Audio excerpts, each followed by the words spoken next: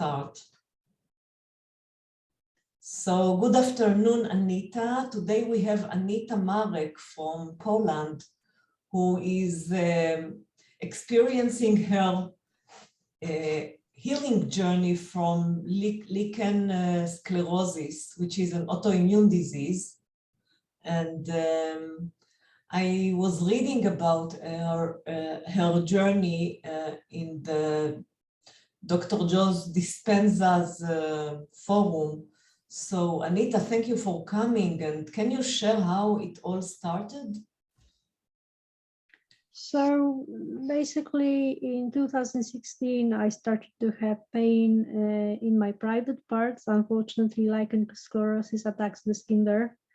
And I've been visiting many doctors, and the problem with lichen sclerosis is that most women get diagnosis late, because when it's early stage, it's very difficult to see it, to be honest, because it's just inflamed. So they assume that you have some bacterial infection or something else, but nothing comes out in the test. So you basically you have no idea what's going on. And after visiting many gynecologists, I finally went to a very known professor here in Krakow, who happened to be an expert in skin issues, allergies, and also all the diseases that you can get from sexual activity.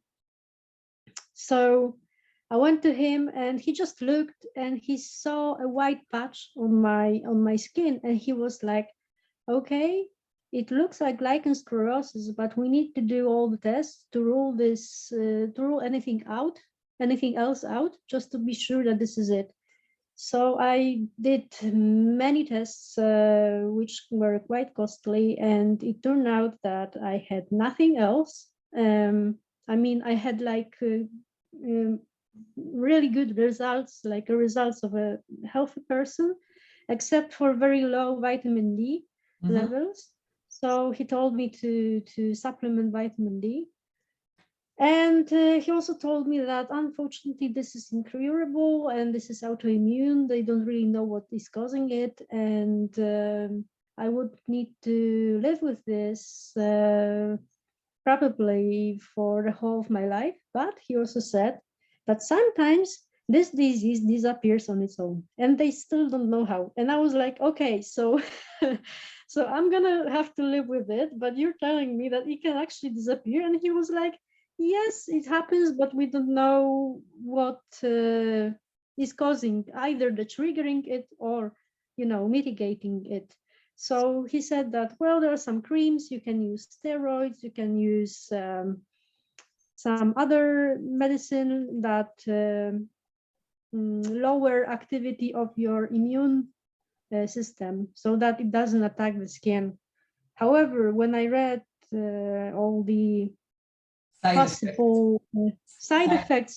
He gave me he gave me Protopic, which is you know, a cream that actually lowers the activity of your immune system. Right. But in the side effects, it said that it can cause cancer. So I'm like, okay, yeah. So you're telling me to take this, and maybe it will be better with lichen sclerosis, but I might get a cancer.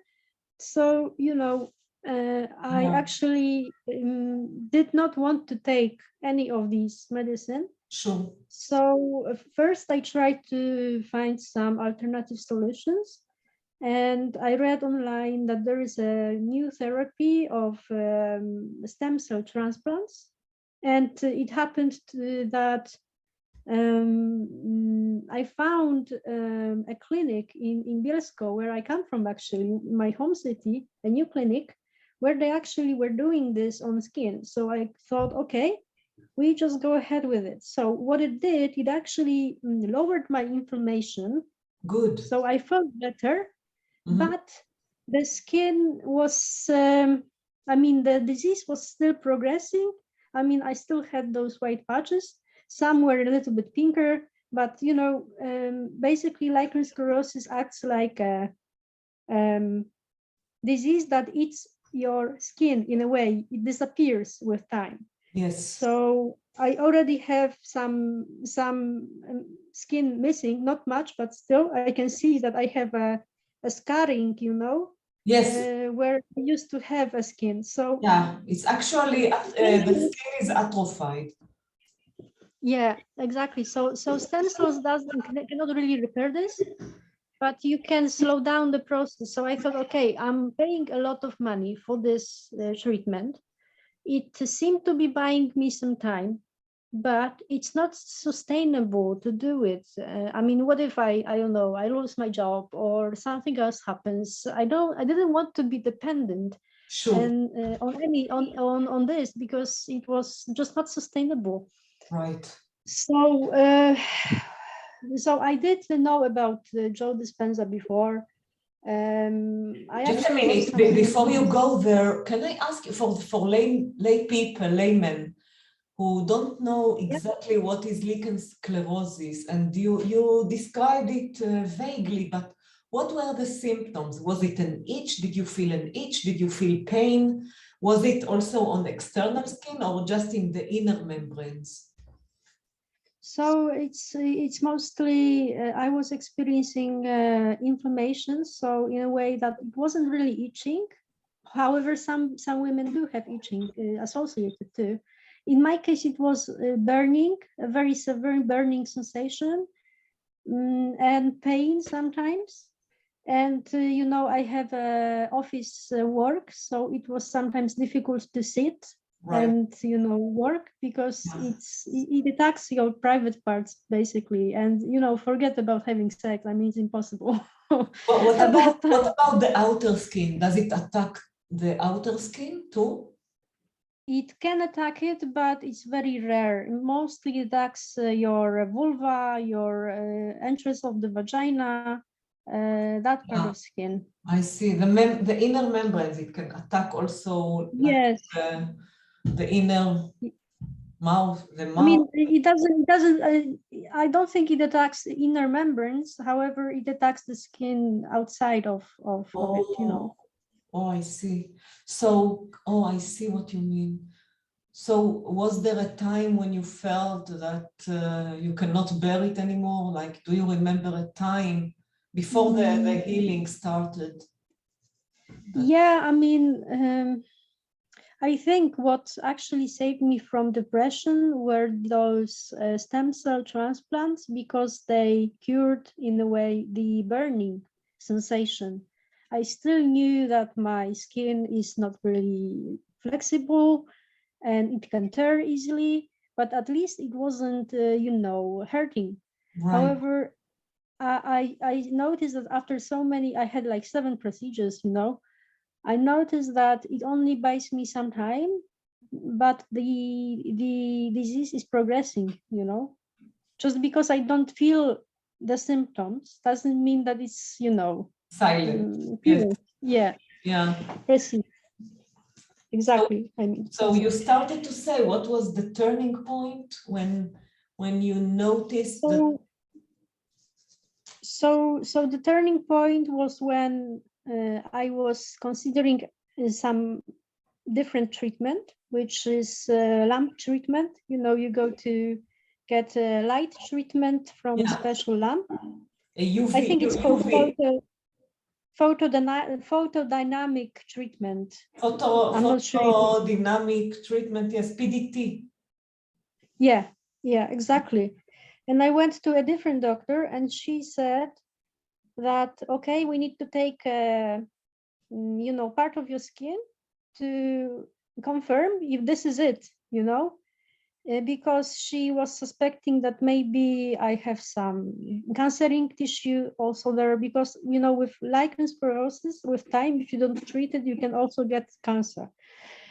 Yeah. So any inflammation which is becoming fibrotic can also become, as you say, malignant in the end. Yes, exactly. And I thought, okay, but I just on the one hand, I wanted to do this treatment, but on the other hand, I was actually pissed because she told me to cut out a part of my skin just to give me diagnosis I already have.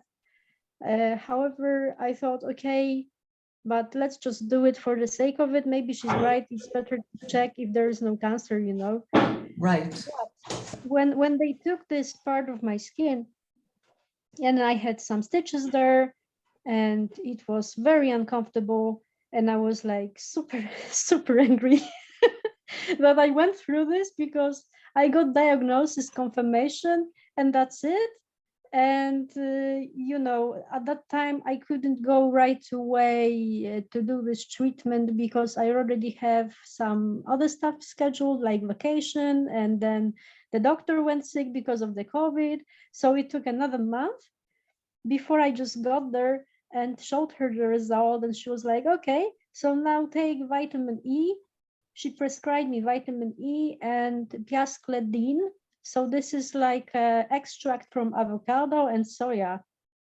So it's mostly... oil, is it based on oil to, I think so. lubricate? To lubricate?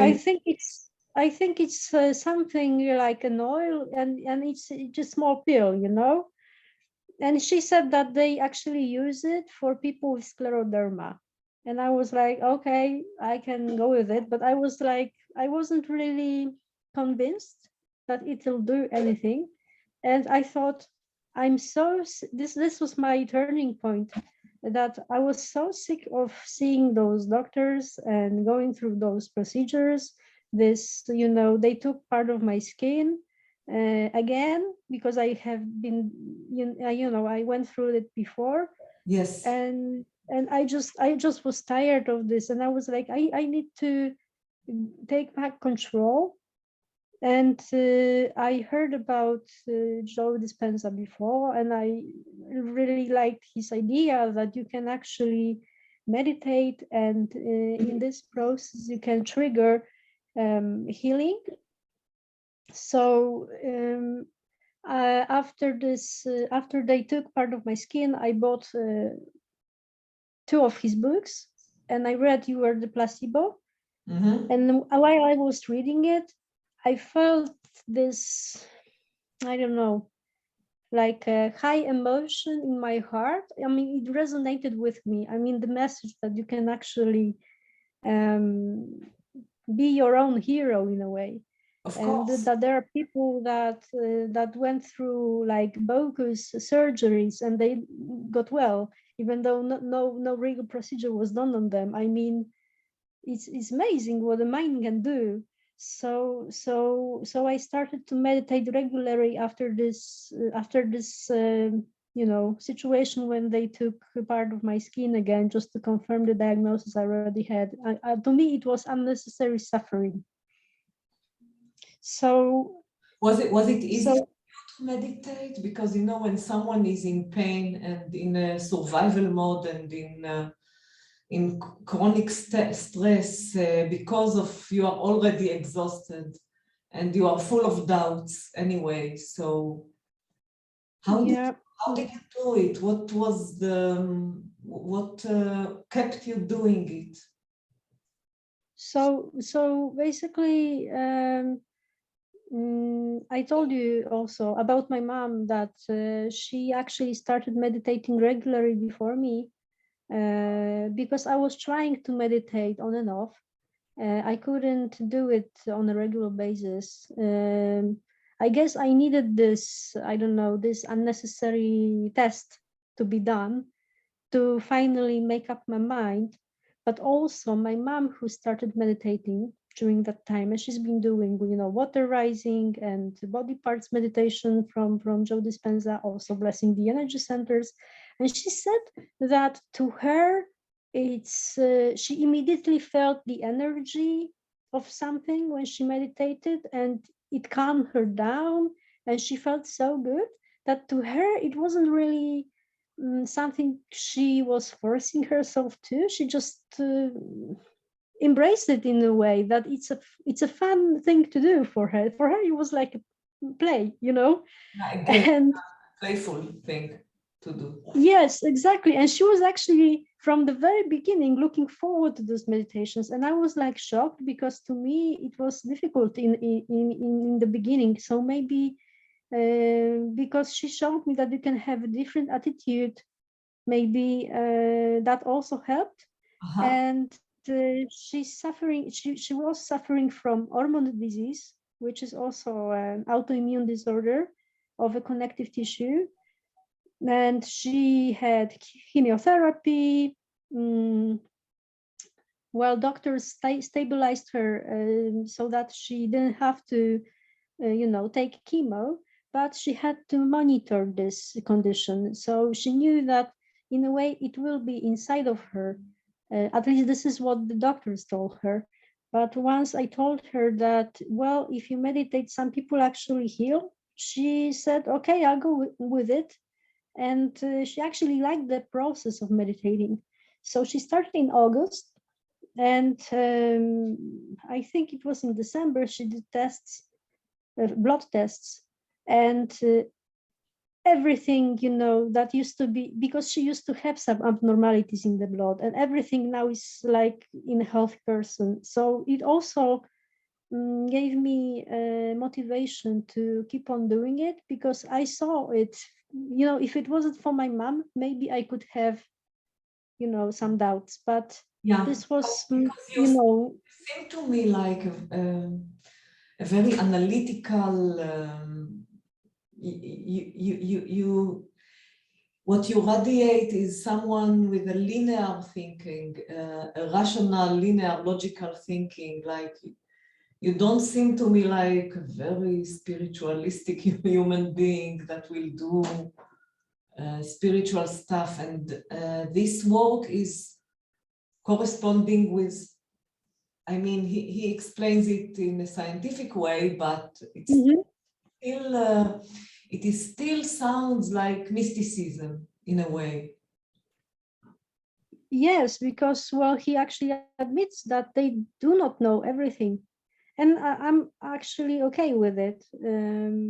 I also think that there are many things we still have to discover about how our world, functions. We still don't exactly know what happens after we die. I mean, we have religions, but they all the religions don't have all the answers either. So, but I like the for your mother, it took four months to heal.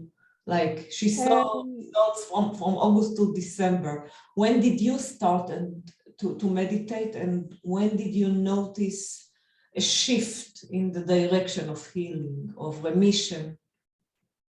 So basically, I started to meditate every day since last November. So it has been 2 very intensive months. And I promised myself to do meditation every day, no matter what. Sometimes I do it early in the morning, sometimes late in the evening, sometimes during the day if I have some time off.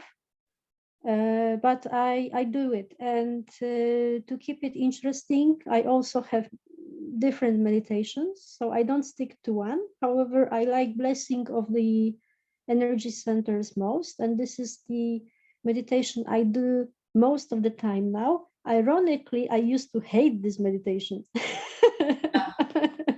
before, and now I love it. I mean, this is so weird. Because of the symbols and it's about... No, I mean, I just got impatient. I thought it took forever. And now, because I guess I made the decision to work with this meditations, and maybe I because of what happened to me, because of this situation when the doctors did this unnecessary test, and it got me very angry, I just decided to take control over my life. Yeah, after it's almost 4 years, you have started. Yes, exactly. So after now we are in January, so within 2 months you noticed a shift? Yes, Yes, I mean, I started feeling more energy flow when I meditated. So to me, it was a proof that I'm on a right track, because I used to, do the meditation and I didn't really feel that much. And now I feel this energy flowing through me. It's not very intensive though. However, it looks like it started working, maybe because I'm doing it every day. So, I was supposed to have this light treatment yesterday, and I went to see my doctor. And I actually, I was feeling that, the skin is a little bit more flexible and it looks a little bit more pink. But because I had this condition so many years, I just couldn't allow my rational mind to say to me, to myself, that maybe it's, healing. It's very difficult for me to explain, because But you can on feel, the subconscious level, but you can feel if there is inflammation or not. You feel, do you feel the symptoms improve too? I do not feel inflammation, to be honest. Good. That's the trick part. So I was physically feeling well, but I went to the doctor anyway because I needed this. I guess I needed confirmation that it's better, I guess. And I thought I was supposed to have this, treatment, and that I need it. But she just looked and she said, "Okay, but it looks really well, and I don't think you need the lamp." And I was like, "Are you joking?" Wow. Is it a red light therapy? The PDT is like the red light? The red Honestly, light? I have no idea, because I never have it. I was supposed to have first one, and she told me that it looks like it's calming down on its own, and those white patches I had, they are now smaller, and the skin looks pinker. So she said that, okay, so keep taking vitamin E. I haven't told her that I'm meditating, because doctors can be very judgmental when you say something like this. So I just smiled and I thought, thank you, that's all I need to know. But because I went there and I got this confirmation from her as well, somehow I see that I'm not imagining it, that what I'm doing is actually bringing results, tangible results. You saw it, yeah, tangible results from 2 months of meditating every day. So the consistency made it, you think, and that you And were the intention, I think, that you want to take control of your life finally, because we tend to give away our control to doctors. doctor. I'm not saying that it's wrong, but sometimes it can be difficult, when you have a condition that is incurable. So-called, yes, and so you arrived to this mind over matter approach after you were exhausted of treatments and doctors and another appointment and another procedure and biopsies, etc. Yes, yes, exactly. Can you give an advice to someone who is hearing you now and he's consumed with fears, with survival emotions, with anger, with frustration, with disappointment, and he has his own dark night of the soul? What would you tell him from your own experience? I would tell that person not to give up hope, and I will tell this person to try take over control of your own life. Just because someone tells you that what you have is incurable, it doesn't necessarily need to be true, because we all have some healing powers that reside within us that awaits to be awakened. And right now, I truly believe that it's true. Do you also believe that even if there are already damages like scarring, in the skin, can it also reverse? Do you believe that the body, the brain is powerful enough to reverse scar tissues, fibrosis, like you mentioned your mother, that she had fibrotic connective tissue building inside her. So do you believe in the power of the mind to reverse even scars to a functioning tissue? Perhaps. Well, to be honest, my mom will have a MRI in the summer. So right now she's meditating with the intention that she goes there and she gets the result and there's no tissue that's been growing, that she imagines that the scan is clear. So I actually told her that it's good to think of the end result, but do not think about how, when, and how long it's going to take and how it's going to happen. Just leave the analytical mind behind and just focus on the result. And she's actually doing it now, and we are very curious. We're now not anticipating with fear when she goes to take this MRI, but we actually cannot wait for her to do this test, just to know.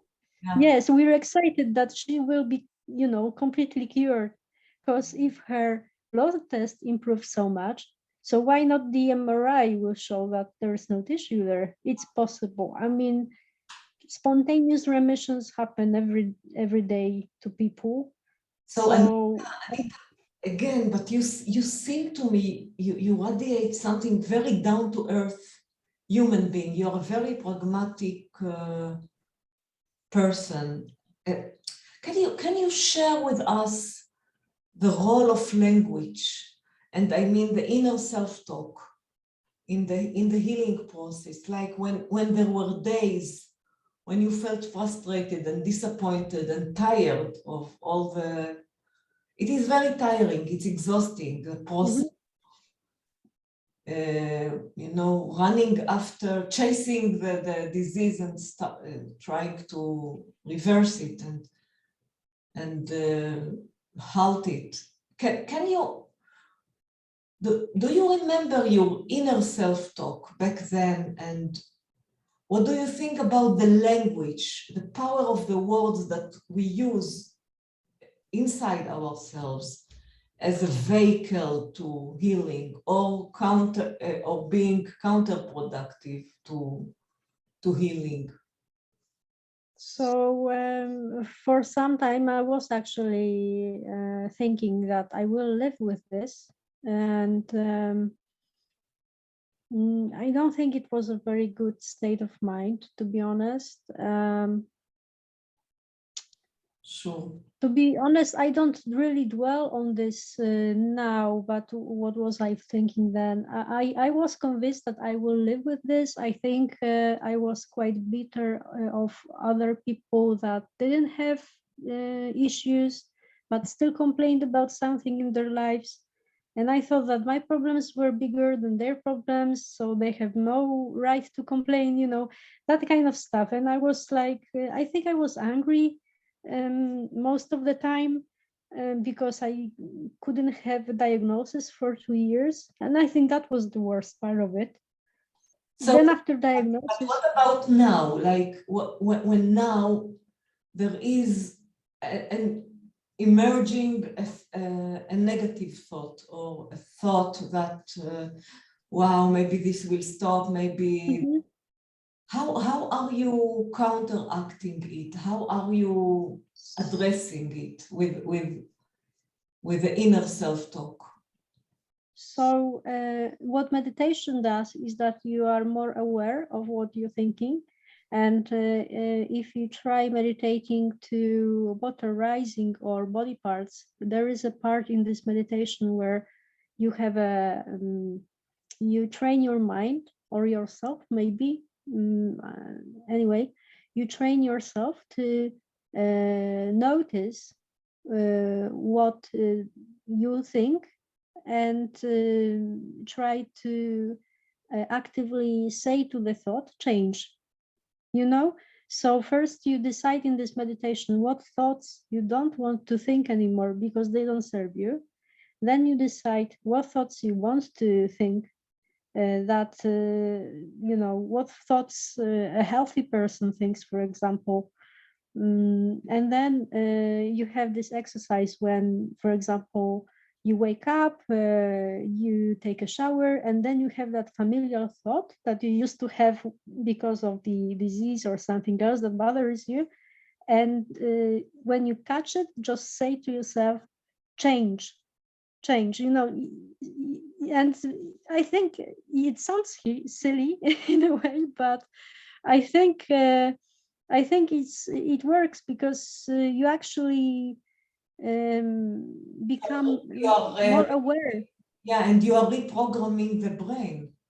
Yes, you're reprogramming the brain. Exactly.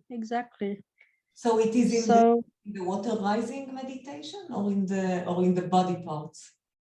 I think it's in the body parts meditation where you reprogram your brain, but the water rising, I think it functions in the same way because both of these meditations come from the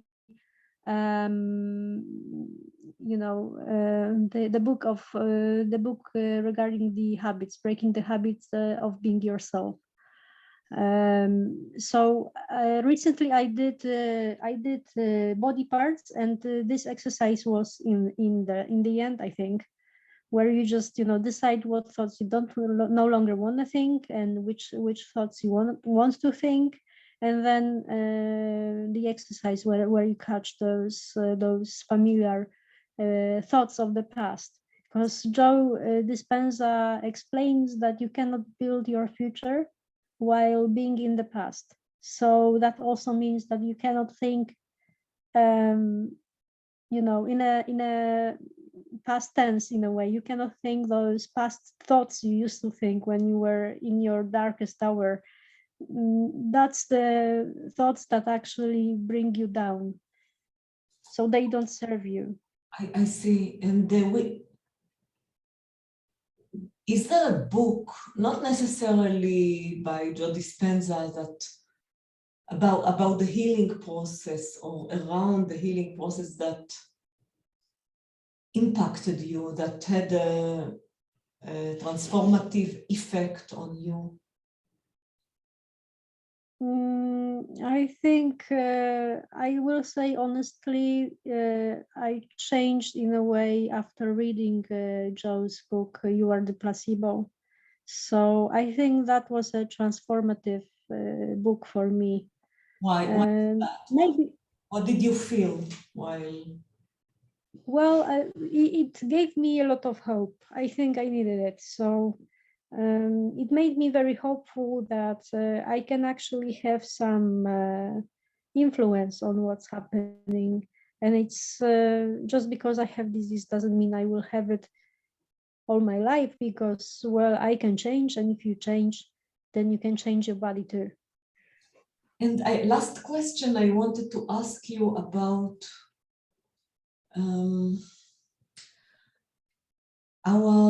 he talks a lot about surrendering, like really be total surrender or really don't care anymore about the symptoms or about the disease, just about changing, just about breaking the habit of being yourself and just enjoying the change in your personality and the person that you are becoming. In the mind-body approach, many other modalities, they talk about radical acceptance as a predisposition to, as a master key to healing. What is your take on acceptance as a master key to, to open the gate for healing?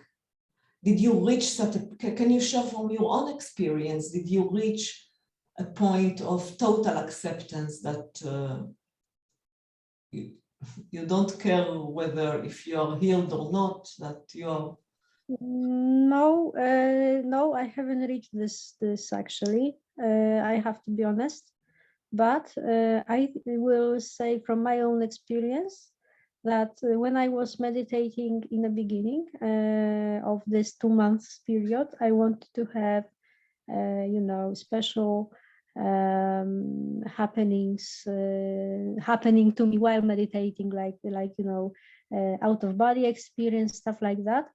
And then I thought that I'm forcing the outcomes. And I watched Joe as well, and he explained that you have to kind of surrender, that you cannot chase this outcome.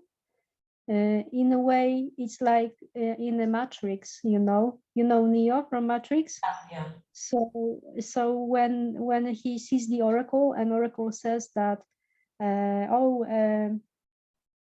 if he's the one, or if he's not the one, and he asks her if he's the one, will he be able to avoid the bullets?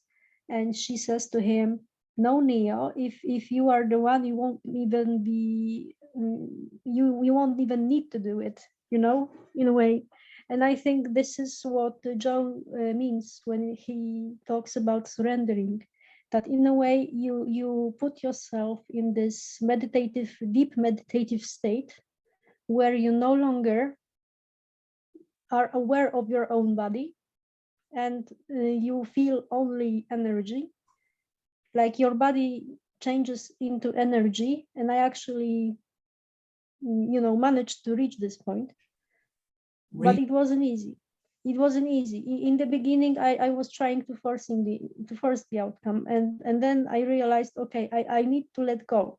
I cannot expect this to happen. I just need to focus on the space around me and let go. And it's difficult still. It doesn't always. I still have some bad meditations, where I cannot focus and my mind is wandering. But I have more and more meditations where I'm able to just completely let go. And I think it's the key compartment. You don't need to have radical acceptance to see the result. And one other thing I wanted to say is that in Blessing of the Energy Centers, he says at the end to ask the divine in you to give you a sign. And I wasn't sure if I was doing this meditation correct. So I asked it to give me a sign that what I'm doing is working.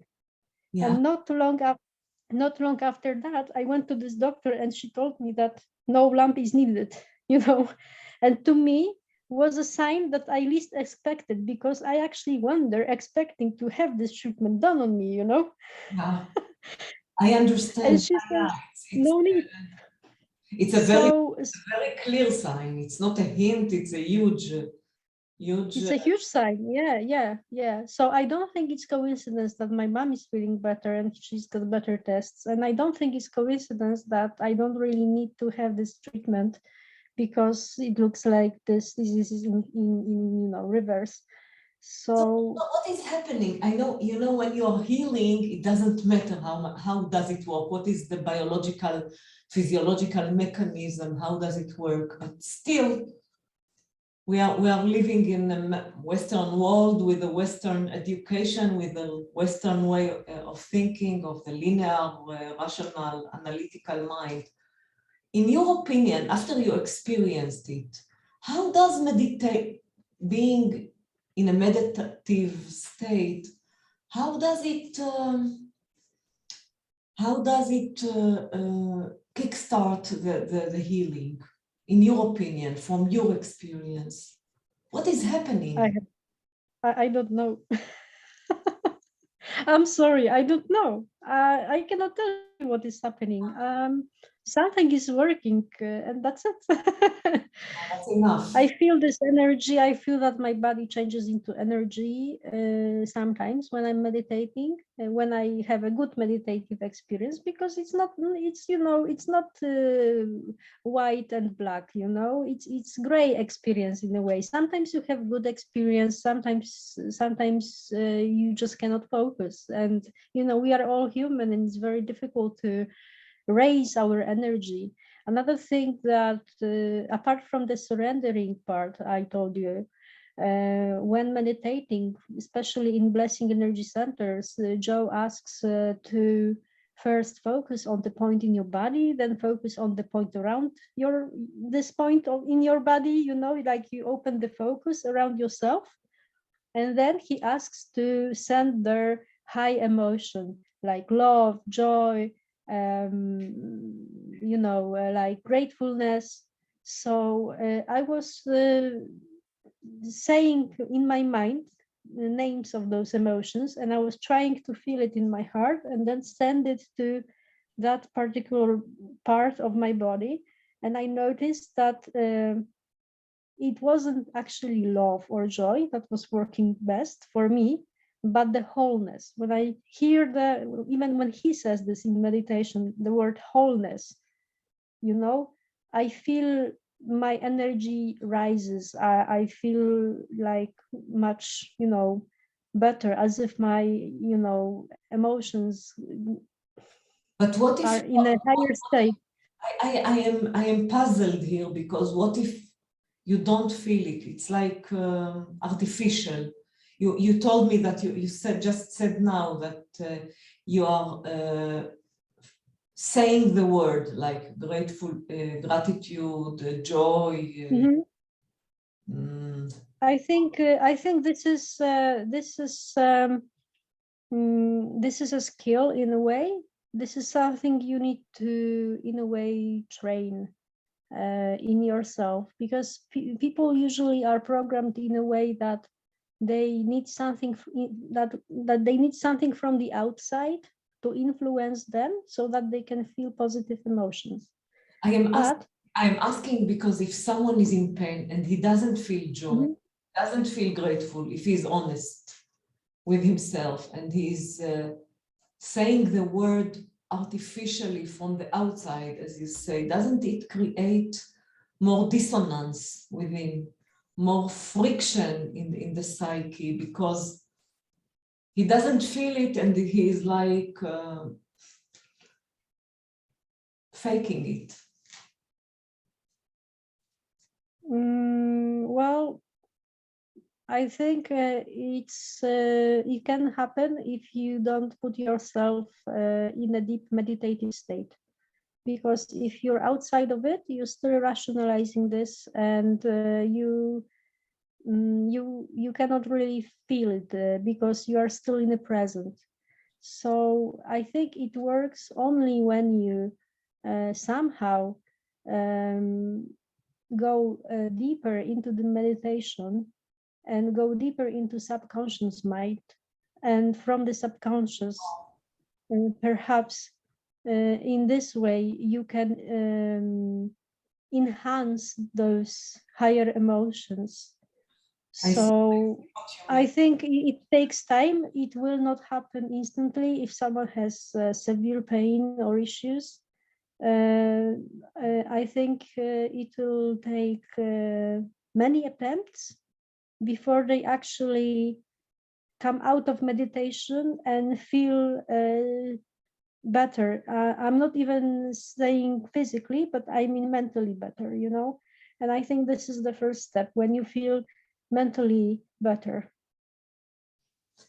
Can I ask you, you mentioned before something that I was hooked on. You talked about, very frankly, you talked about meditations when it is hard for you to focus and you feel that the thoughts are drifting. Yes, this happens all the time, even now. So it's not like you just, something clicks and every single meditation you do is great. It's not. I mean, there are times where you feel like you've wasted an hour of trying to do this and you still cannot focus. But every time. I'm asking you about this because I was talking to another guy who healed himself with these kind of meditations from rheumatoid arthritis, and he was broken. And he said that in his opinion, before you do any meditation, you have to to train the brain to focus. Just do little mindfulness, focus exercises to train the, so I'm curious to know from your experience, because you are relatively new to this work. You are doing it 2 months in a consistent, serious way. Not exactly. I mean, I do it 2 months every day, but I used to do some of the meditation before.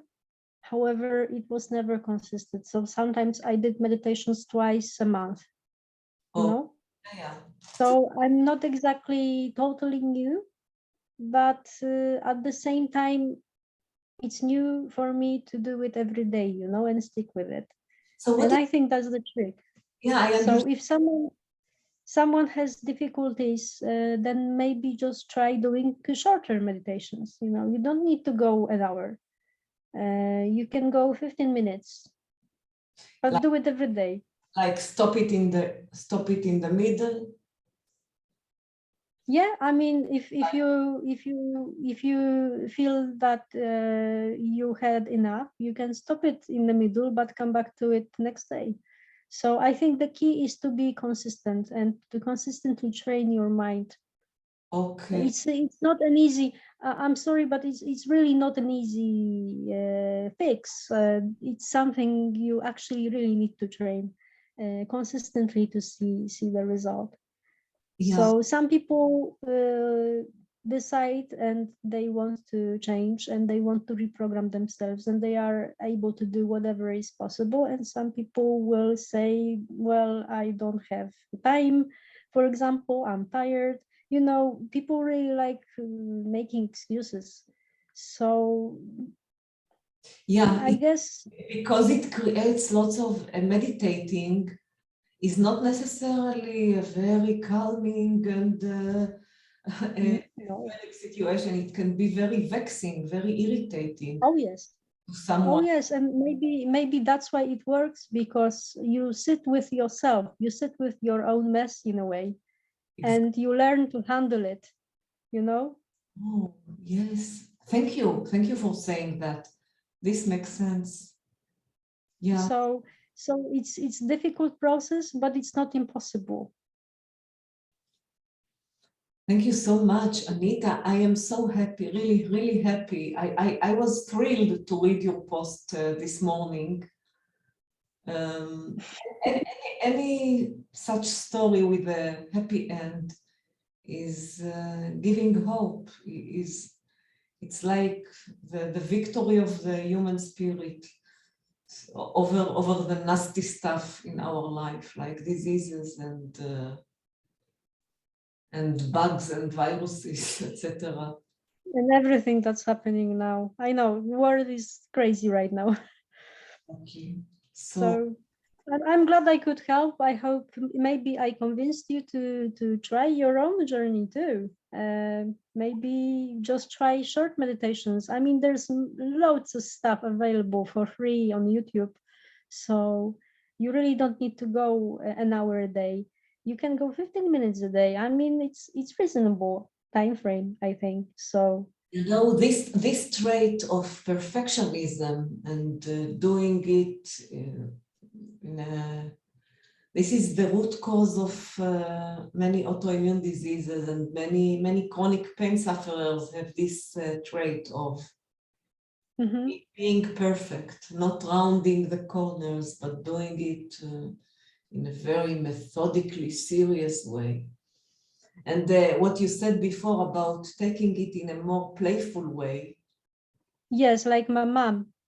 Like your mom. Yes, that was new thing to me, because for her it was like something playful. Yeah, she's like, oh, I'm so relaxed. Oh, I feel this energy. Oh, it's so cool. How come I haven't heard about meditation before?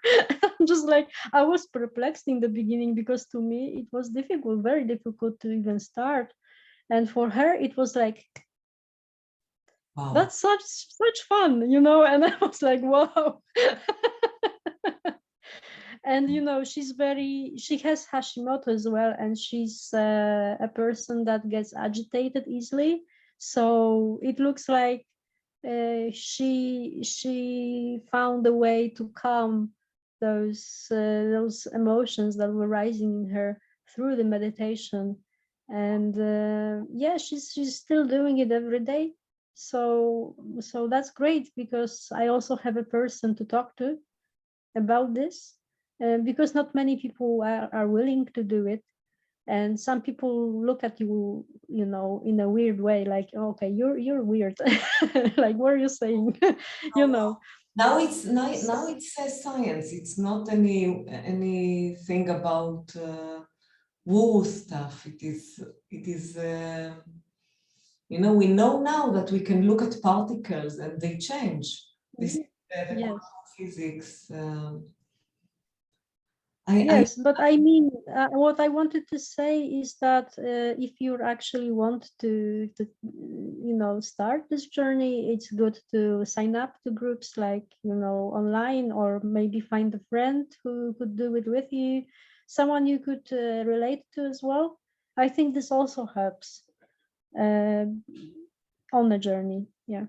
Thank you. Thank you for the advice and for inspiring. And I wish you all the best, joy and health, and Thank you. The same to you.